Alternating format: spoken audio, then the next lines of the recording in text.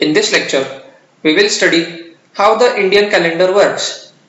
There are three main recognizable calendars in the world today. First one is the Western calendar, means the Gregorian calendar which we follow today normally. This is purely a solar calendar which has 365.25 days.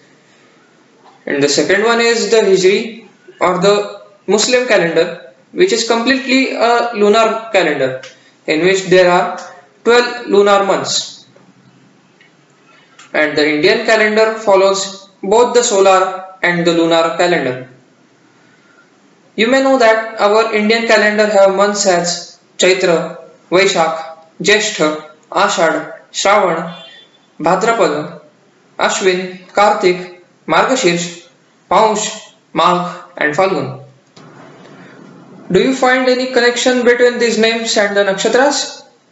You are right. The Ashwin month means that in that month's full moon day, the moon will be in Ashwini nakshatra. In Kartik month, the full moon will be in Kritika nakshatra, and so on. But here if you observe, lunar year is 10 to 11 days smaller than solar year. So you might see like full moon of Vaishakh month comes in Chitra nakshatra.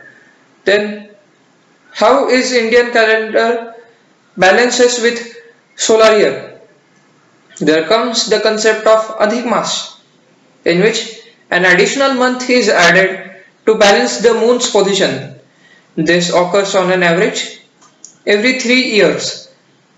This balances the solar and lunar year in every 19 years.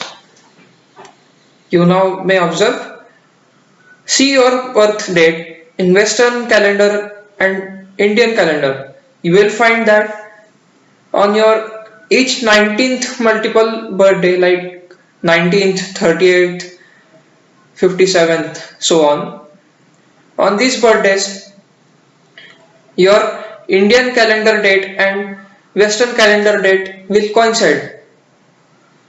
Now, how does the Indian calendar follow the solar calendar?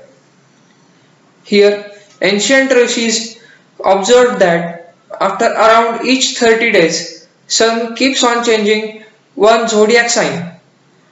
When sun enters a new sign from previous sign, it is known as the Sankranta. A well-known Sankranta is the Makar Sankranta, which occurs on 14th or 15th of January.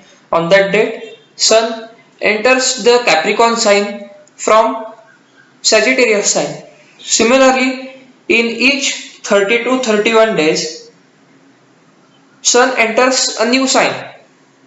As we know, each sign is of 30 degrees. So, sun after traveling through all the 12 signs, it revolves 360 degrees.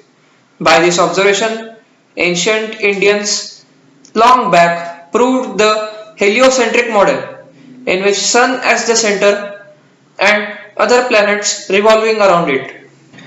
This finishes with the basics required before you actually start with astrology.